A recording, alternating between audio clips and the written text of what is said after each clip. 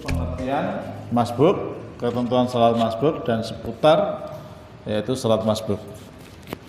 Bapak Ibu yang dimuliakan Allah, terkait dengan prinsip-prinsip salat dan akad salat sebetulnya sudah kita banyak bahas di pembahasan yang lalu, terutama terkait dengan manhaj tarjih.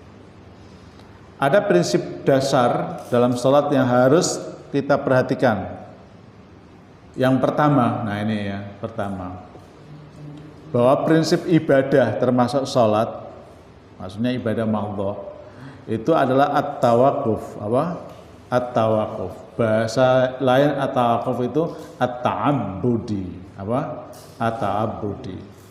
Yaitu suatu amalan yang kita harus berhenti.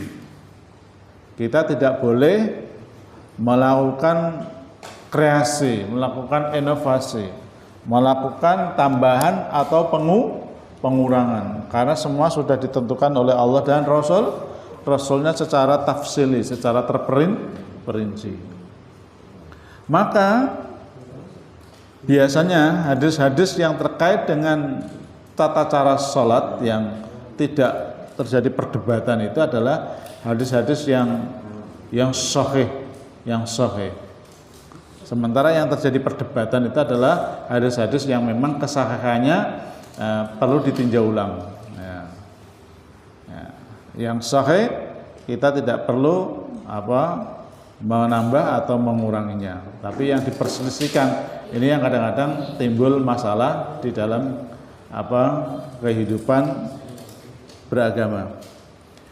Rasulullah SAW bersabda, anna Rasulullah SAW qol, man amila amalan laisa alai amruna fahuwa raddun. Barang siapa yang melakukan amalan, maksudnya amalan ibadah mahdhah, ya, laisa alaihi amruna, yang tidak ada atasnya perintah kami, fahuwa raddun, maka amalan itu menjadi tertolak adanya. Ya, hadis riwayat Muslim.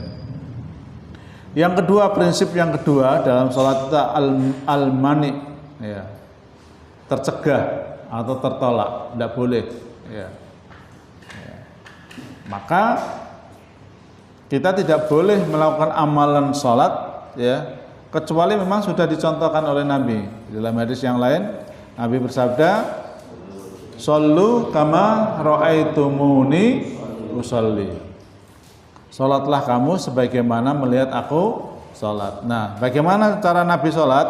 Yaitu biasanya hadis-hadisnya sahih, tidak diperdebatkan lagi kesahihannya. Tidak diperdebatkan lagi kesahihannya. Maka biasanya itu bisa kita lakukan. Walaupun secara gerakan itu terjadi tanawu. Ini istilah-istilah yang harus saya kenalkan. Tanawu itu apa? Ragam gerakan dan ragam bacaan.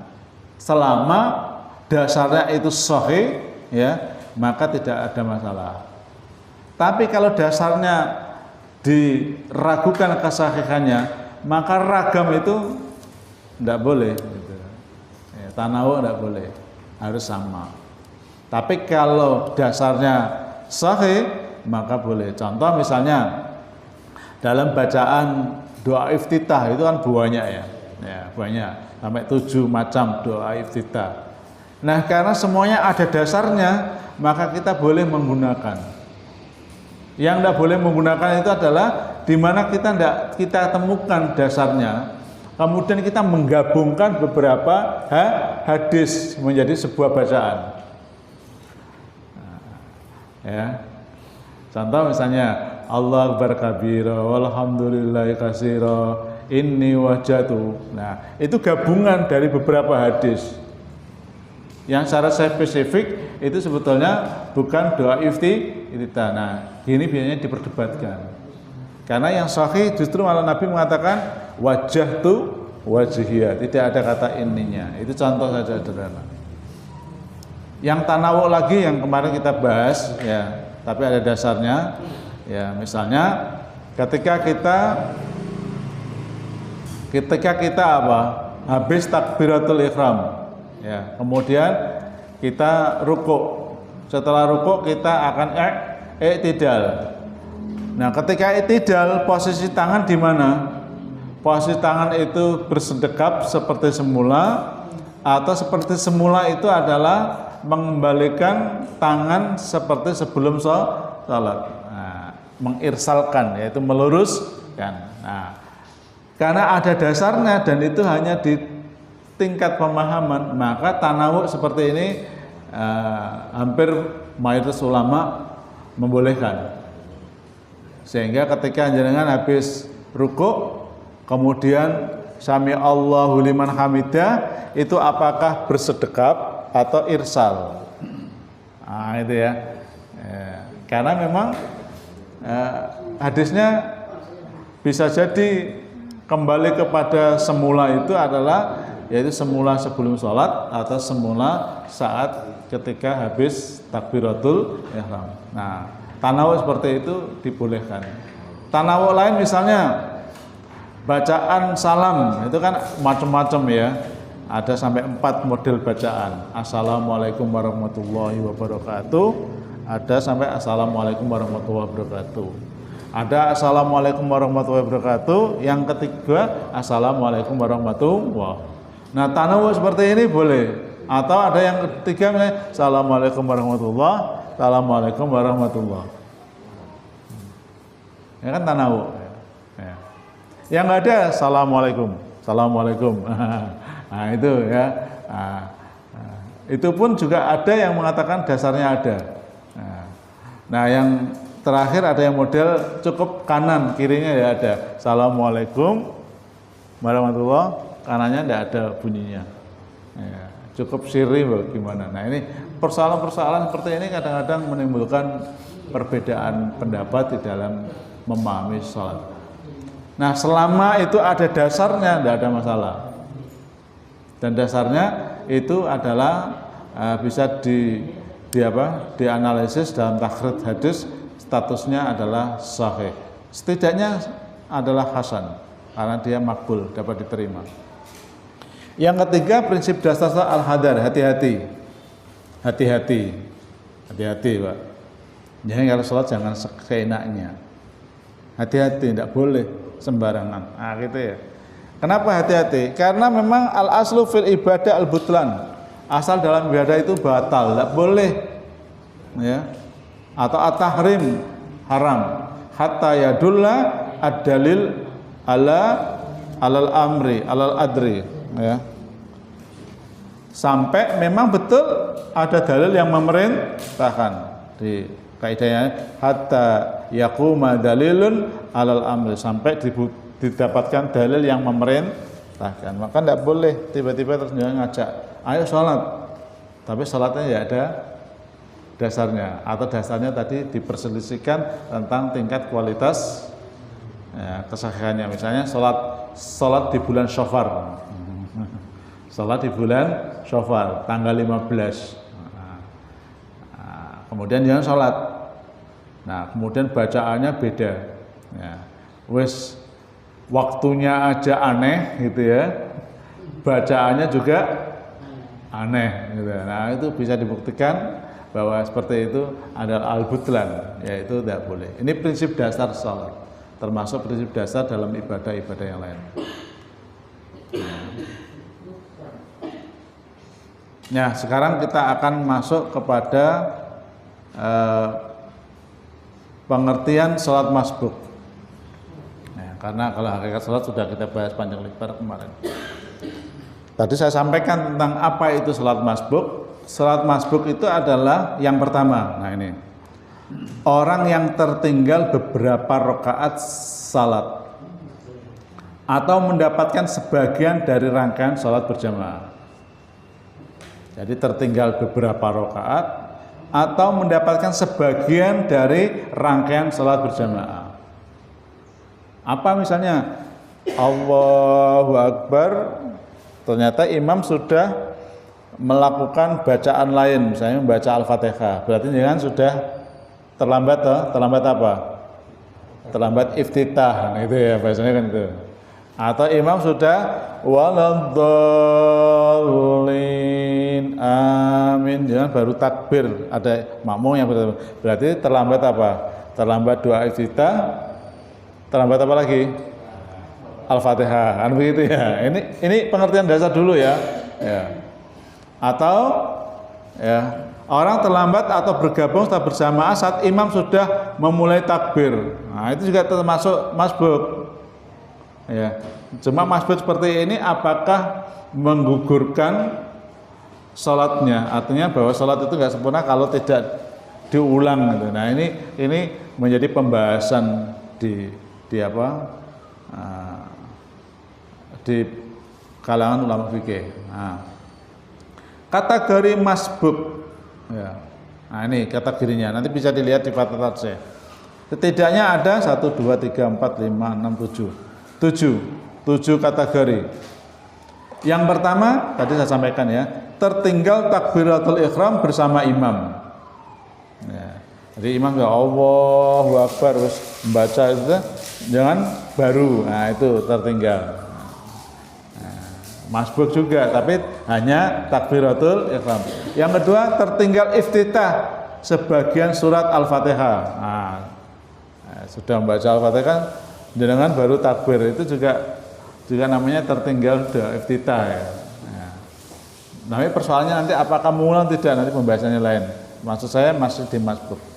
Yang ketiga tertinggal seluruh surat Al-Fatihah, nanti sudah waladhdallin amin, dengan baru Allahu Akbar mengikuti imam. Yang keempat tertinggal sebagian surat atau seluruhnya. Nah, sudah mari nih bacaan suratnya ini. Ya. Ya. Karena apa? Karena begini, ketika imam baca surat ternyata salah. Nah, jangan kalau tertinggal kan berarti kan tidak bisa membenarkan bacaan imam. Maksudnya begitu. Maka dimaksud tertinggal. Ya. Tertinggal. Ya. Yang kelima mendapati imam dalam keadaan rukuk. Nah, ini wes tertinggal apa ini?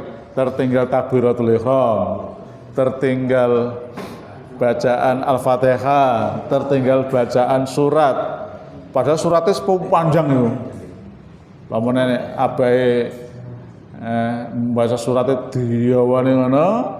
Lho ngono tertinggal. Tertinggal ya.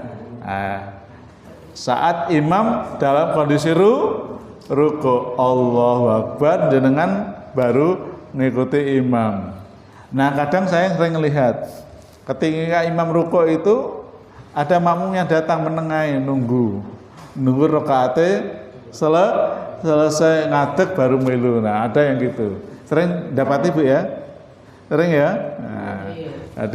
Nah, apakah harus begitu? Nah, nanti pembahasannya satu persatu. Jadi imam sudah Allahu Akbar ruku, nah jangan baru datang ngenteni imam menyelesaikan sampai satu rakaat atau kita ngikuti imam ruku, nanti pembahasannya lain ya. Tapi yang kita pahami bahwa dia sudah tertinggal ruku bersama imam. Nah, imamnya sudah sami Allahu liman hamidah, jenengan baru duduk. Nah, gimana caranya? Apakah menunggu imam meneruskan selesai atau mengikuti sami Allahu liman hamidah? Nah, ini namanya masbuk. Ya. Nah, yang terakhir ini yang tidak ada khilaf. Tidak ada khilaf, mendapati sebagian dari rangkaian sholat berjamaah. Imamnya wis oleh sak rakaat, jangan baru rawuh. Atau imamnya dapat 2 rakaat, jangan baru rawuh. Nah, yang terakhir ini biasanya tidak terjadi perdebatan, karena tinggal apa? Melengkapi itu aja. Tapi kalau yang sebagian tadi terjadi perdebatan di antara para ulama fikih. Bapak Ibu yang dimuliakan Allah, kita akan bahas pelan-pelan ya, sesuai dengan ada beberapa prinsip dasar yang harus kita ketahui ketika kita sholat berjamaah. Ini harus paham ya. Ya, ketika sholat berjamaah harus mengikuti beberapa ketentuan. Yang pertama, makmum tidak boleh tergesa-gesa sekedar untuk mendapati apa? Mendapati jamaah bersama imam. Ini yang pertama. Jadi makmum tidak boleh tergesa-gesa mendapati berjamaah keadaan imam. Oh, imam ini mau rukuk ya. Jangan dari jauh. Supaya mendapatkan rukuknya imam. Nah, ini tidak boleh. Ya, tidak boleh. Ya, ini prinsip dasar yang harus kita ketahui. Karena apa? Karena ada hadis, bahkan ada dua hadis ya, hadis yang berbeda matannya. Yang pertama dari Abu Hurairah, yang kedua dari Abu Qatadah. Jadi dua sahabat Nabi ya pernah diberi nasihat oleh Nabi. Ketika seseorang yang terlambat sholat, apa yang kalian lakukan? Qala, kata Nabi, idza sami'tumul iqamah. Ini pentingnya. Kenapa kita mempersiapkan diri sejak awal ketika kita mau bersolat jamaah? Ya, minimal menjumpai adzan. Nah, menjumpai adzan. Jangan menjumpai iqamat. Nah, gitu ya. Kalau menjumpai iqamat khawatir akan terjadi apa? Keterlambatan. Apalagi jarak adzan dan iqamat sangat cepat. Sangat cepat. Ya, sangat cepat. Kecuali sholat isya ya. Sholat isya itu memang sunahnya tidak boleh lama-lama. Begitu beradzan segera qomat ya. Ya. Tapi kalau sholat subuh gitu ya, nah, itu sholat yang luar biasa itu, maka jarak adzan dan iqamah harus agak lama. Di Darussalam itu cuma 4 menit. Kecepatan. Tapi waktu adzannya lama gitu ya, sehingga doa gitu. Saya itu kan ngimami di Baitur Rahman ya, itu adzannya kan adzan biasa, tapi jarak adzan dan iqamat di Baitur Rahman itu 12 menit, ada lama banget. Makanya saya habis ngimami dari Rahman tuh pulang itu barengan sama orang dari Darussalam. Padahal Darussalam dikurangi 8 menit, jadi sama. Jadi jarak adzan dan iqamatnya cepat gitu ya. Akhirnya kan orang-orang yang baru datang itu tidak sempat qobliyah gitu ya, karena cepatnya. Nah, kalau Baitur Rahman itu adanya ikut apa pada umumnya, tapi jarak antara adzan dan iqamah itu sekitar 12 menit. Jadi lumayan, saya bisa sampai suku-suku Batak gitu ya.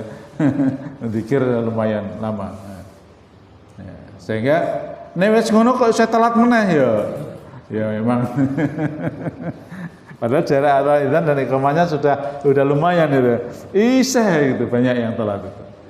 Dan biasanya ini kata Pak Sofa, wong sing bagian telat iku ya iku terus. Ya iku terus. Dan saya lihat kalau belakang, oh ya emang penggabane telat. Ya mungkin nunggu sampai ada iqamat baru berangkat. Ya. Kata Nabi, idza sami'tumul iqamah, karena mereka di sini mungkin ya. Kalau kalian mendengar iqamat, famsu, maka berjalanlah ila sholat, ke tempat sholat. Nah, mungkin dia hanya mendengarkan hadis ini terpotong, ya. Jadi tidak tahu asbabul wurudnya. Jadi dia mungkin memakai hadis ini. Kalau ada qomat aja baru datang ke masjid. Mungkin begitu. Ya. Padahal wurudnya begitu hadis ini ya. Ya, ini khusus bagi orang-orang yang suka sering terlambat sholat, maksudnya begitu.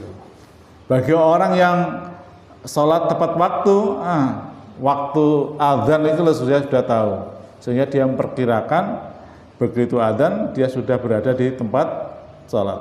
Ya. Sehingga dia akan sholat tahiyatul masjid tanpa didahului adzan, begitu ya.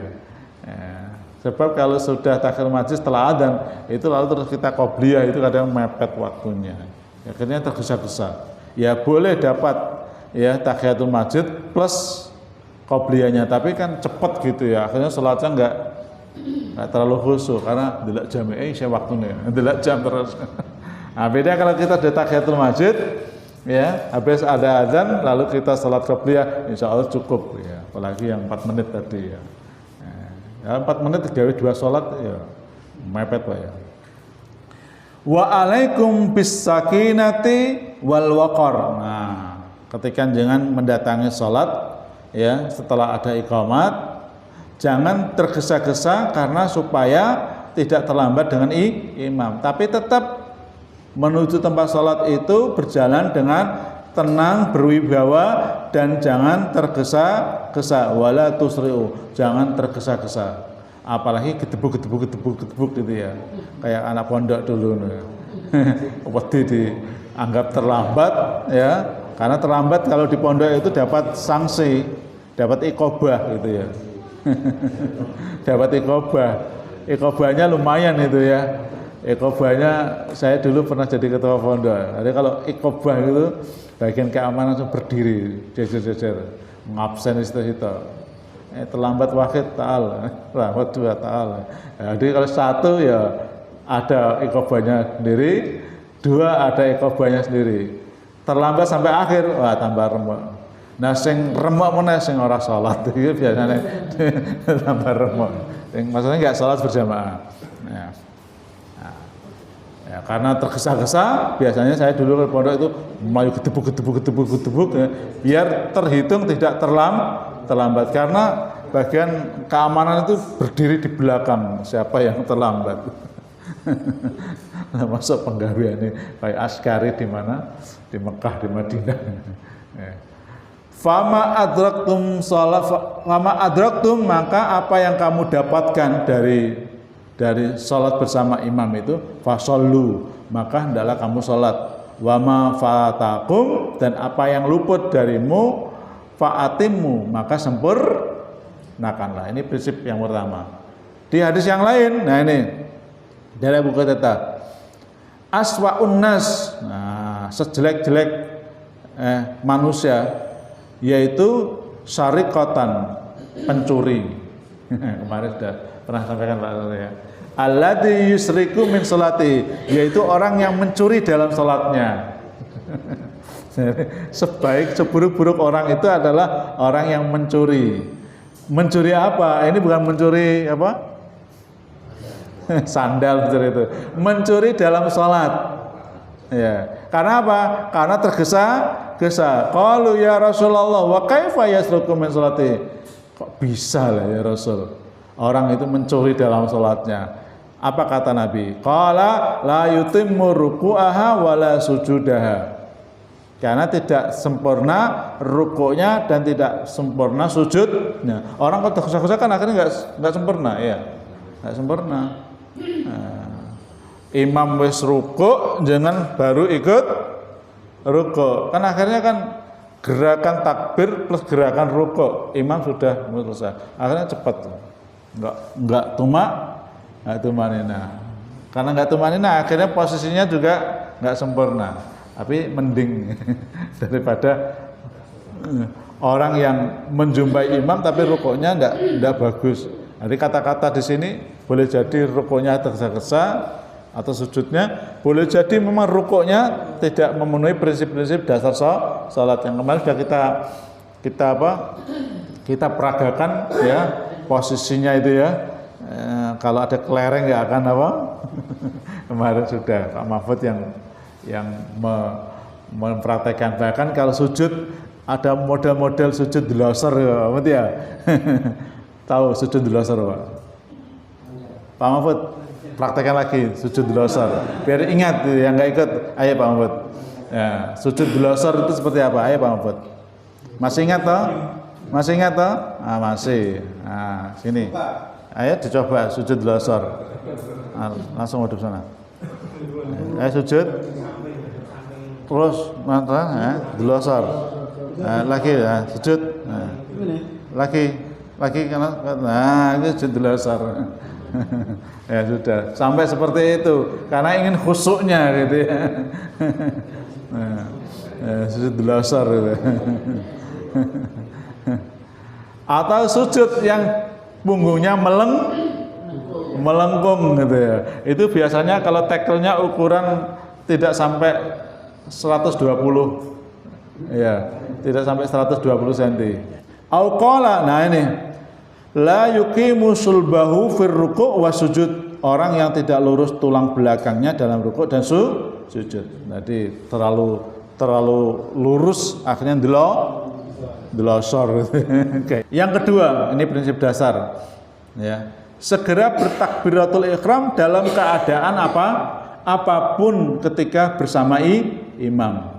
Artinya gini, kalau imam sedang rukuk, ya kita segera takbiratul ihram lalu rukuk.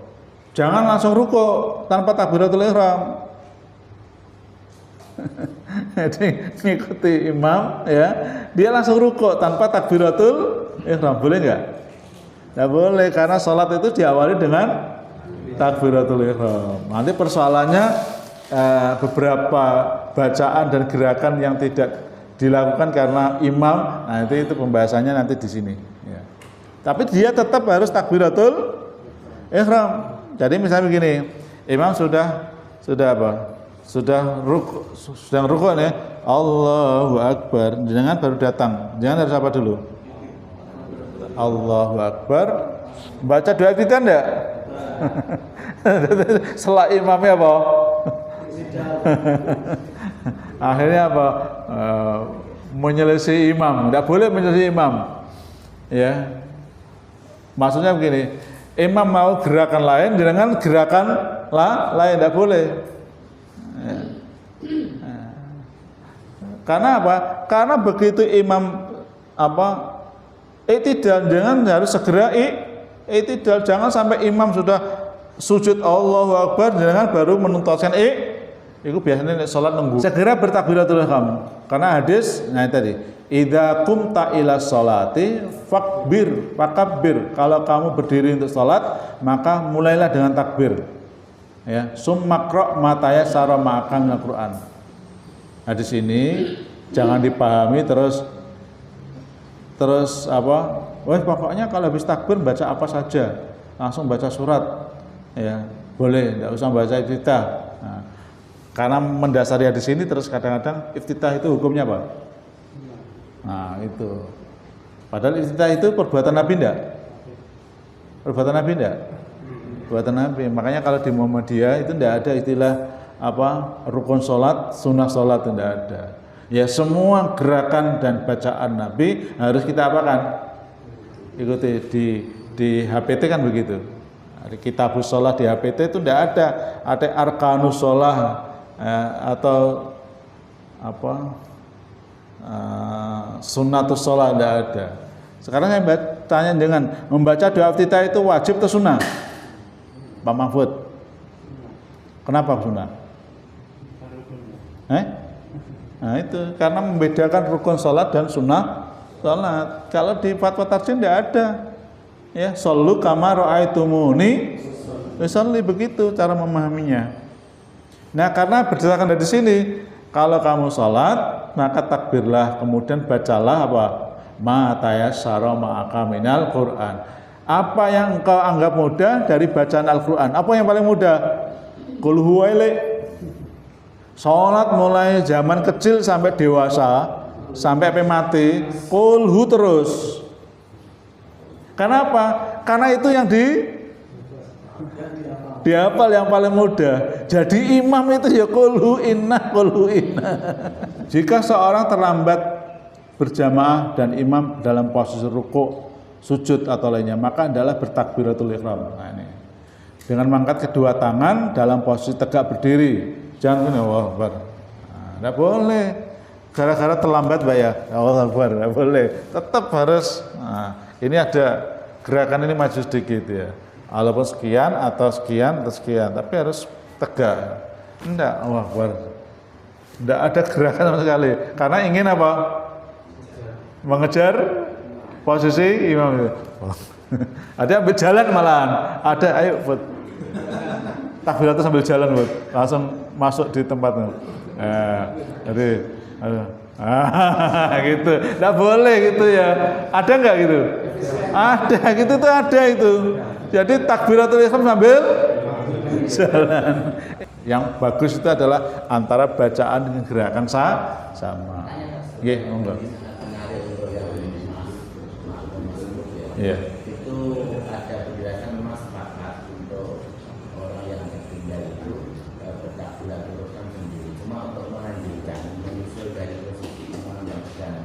posisi waktu itu, apakah di dalam itu ada takbir lagi mengangkat tangan langsung mengikuti imam, atau setelah takbir atau ikram itu langsung sujud? Karena kalau kita melihat proses dari awal kita serahkan takbiratul ihram terus ketika mau kan tetap ada mengangkat tangan lagi dan Allah Akbar. Ya, apakah itu yang lebih kurang atau yang lebih dilakukan oleh Rasulullah?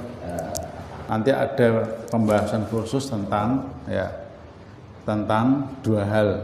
Ini belum ya. Misalnya imam ini suaranya sangat Masya Allah, gurini rakrumu, maka harus ada yang musalsal, makmum yang membuat ucapan imam, biar makmumnya yang lain ikut takbir. Maka makmum tidak perlu mengucapkan kalimat kecuali takbiratul ihram. Nah iya, dia hanya boleh mengucapkan takbir aja, Allah Akbar. Itu pun tidak boleh keras karena itu bisa mengganggu. Nah yang lain dia tidak boleh Allahu Akbar ikut rukuk dan mengucapkan Allahu Akbar, tidak perlu langsung rukuk.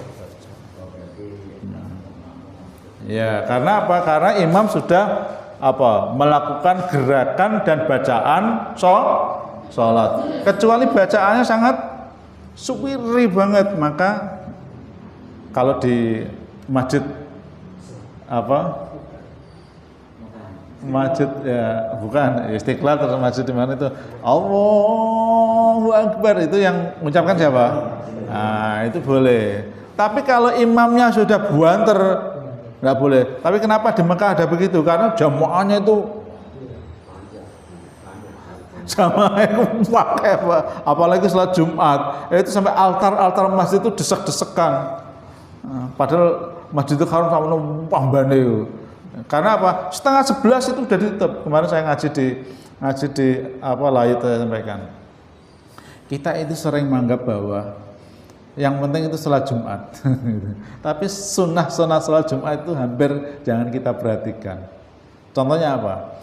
Saya contohkan di Makkah ini, Masjidil Haram. Itu kalau 10:30, itu pintu-pintu masjid sudah ditutup. Tidak bisa main masuk, Pak. Nah, gini. Pak Adi Mulya wis khotbah iku lho, lagi tunu. Nah iku lungguh iku lho, salat qobliyah nang ngarepe sing nemene ta Pak ya. Sing nemene iku wis lah. Nemen. Mbok salat qobliyah iku nang pojok kalau lagi terus maju ndak apa-apa. Ngarepe Pak Adi Mulya semangat ngene-ngene. Terus sing ngarepe apa? Daripada ngene-ngene nunjuk salat. Lah saya sering itu, tidak hanya di beberapa masjid, banyak masjid. Saya sedang khotbah wis ngene-ngene, kono lagi salat qabliyah gitu. Nah, sing tak tunjukin salat. Nah, kalau di Mekah itu Bapak Ibu, 10:30 itu ditutup askar. Nah, hadisnya kan gini ya. Kalau mau salat Jumat, malaikat berdiri mana? Pintu-pintu masjid. Kan gitu ya. Ini sunnah nggak Pak? Sunnah nggak Pak Mahmud? Sunnah ya. Setiap imam sudah naik mimbar, malaikat apa? Menutup bukunya lalu duduk mendengarkan khotbah Jumat. Lha ngono iki lho. Sunnah wae kok. Ngenteni imam lagi tunu. Yang penting lawis melu salat Jumat. Nah, kayak itu seperti itu kira-kira ya. Ini penjelasan dari Syekh Masyhur Hasan Salman. Dia mengatakan di antara kesalahan masbuk dalam salat berjamaah adalah dia terlalu cepat melakukan takbiratul ihram. Nah itu terlalu cepat ketika ia berdiri, atau tadi takbiratul ihram sambil berjalan. Luar biasa. Karena ia ingin mendapati rukuk bersama imam sehingga bisa mendapatkan hitungan 1 rakaat bersama imam, sehingga dia pun takbiratul ihram dalam keadaan mulai merunduk untuk rukuk. Di takbir itu susul.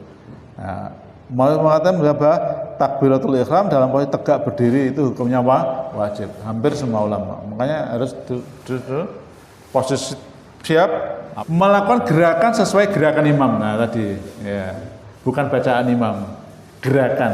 Jadi yang dituntut itu gerakannya, bukan bacaannya. Karena apa yang dibaca oleh imam itu adalah bacaan pula untuk makmum. Makanya kalau imam itu sudah membaca Al-Fatihah, makmum apanya? Iya, tidak perlu membaca. Yang dituntut tidak perlu membaca, kecuali imam mengatakan Sami Allah, kata takbiratul ihram.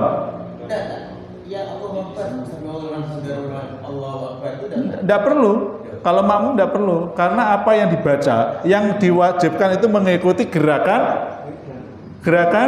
imam, bukan bacaan imam. Kecuali setelah imam Sami Allahu liman hamidah, jenengan mengucapkan Rabbana walakal hamd. Begitu, tidak boleh lagi. Tidak usah. Tidak ada kewajiban mengikuti bacaan imam. Yang diwajibkan itu mengikuti gerakan imam. Inilah ada. Berarti logikanya kalau imam sudah salam kita juga tidak perlu baca salam. Loh, itu beda. Kan mengikuti bacaan salam. Loh, ada beberapa yang memang harus dibaca. Nah, seperti takbiratul ihram ya. Nah, kita juga takbiratul ihram ya. Terus apa? Ketika kita apa tadi? Rukuk, imam berdiri, kita membaca Rabbana walaham. Ketika salam, kita membaca salam. Setelah imam selesai membaca salam. Hanya itu saja. Ya. Tidak usah baca, langsung mengikuti imam. Loh, kalau doa kan masih karena dibaca sirri, bukan. Gerakan yang dibaca imam dengan bacaan yang dibaca imam dengan bacaan yang keras. Makmum wajib mengikuti gerakan imam. Inilah ada hadis ini. Innama ju'ilal imam, saya bacakan hadisnya untuk minggu depan ya. Nanti saya ulang lagi ya. Sesungguhnya imam itu dijadikan liyuk tamabi, untuk diapakan? Fa idza shalla qa'iman fasallu qiyaman. Kalau dia setelah berdiri, kamu ikut berdiri. Wa idza raka'a farka'u, apabila ruku' maka adalah kamu ruku'. Nah, ini kan yang diikutin gerakan ya, bukan bacaan. Wa idza rafa'a farfa'u. Wa idza qala, nah ini sami Allah liman hamidah qalu. Nah, ini baru diperintah apa? Bacaan. Diperintah bacaan itu baru ini. Fa idza qala sami Allahu liman hamidah. Jenengan jangan membaca, tidak bilang baca Sami Allahu liman hamidah, tidak usah. Perintahnya apa? Yang ini aja yang berbeda. Rabbana walakal hamdu. Yang keras maksud saya. Nah, kalau salam dia sirri tidak apa-apa. Wa idza shalla qa'iman shallu qiyaman wa idza shalla jafa shallu julusan jemaun. Nah, kalau selain itu kan jangan bacalah dengan bacaan yang sirri. Karena apa? Karena imam sudah baca. Ya, jangan menyaingi imam, maksudnya begitu loh. Imamnya bacanya Allahu Akbar, jangan ikut Allahu Akbar dengur ini. Nah, tidak boleh. Yang tidak boleh itu begitu. Tapi kan jangan sekedar sirri aja. Ada yang mana boleh Allah. Nah, ada apa? Sami Allahu liman hamidah. Rabbana, karena memang ada perintah. Yang nggak ada perintah, jenengan cukup sirri boleh. Tapi kalau nggak diucapkan pun nggak masalah. Misalnya ya, Allahu Akbar dengan Allahu Akbar, tapi tidak boleh keluar suaranya. Karena dikhawatirkan apa?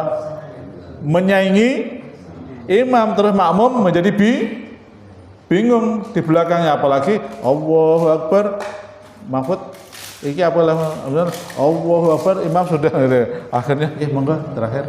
Masih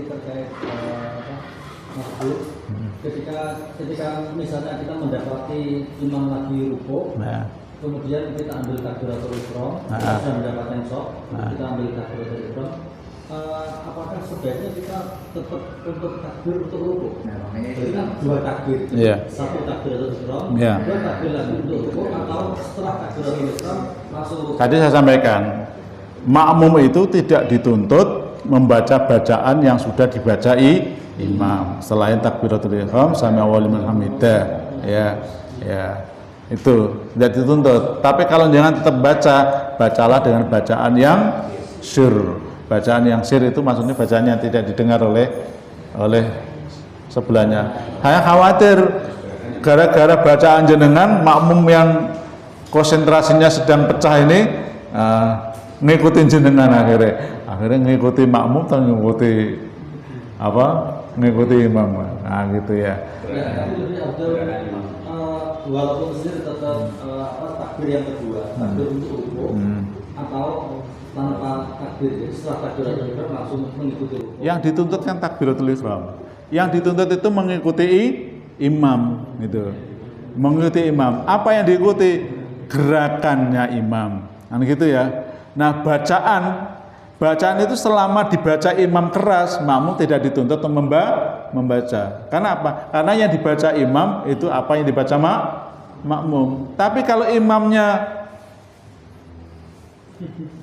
jangan perlu nggak?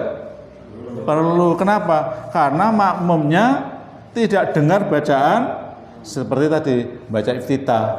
Perlu baca iftitah enggak? Perlu. Karena apa?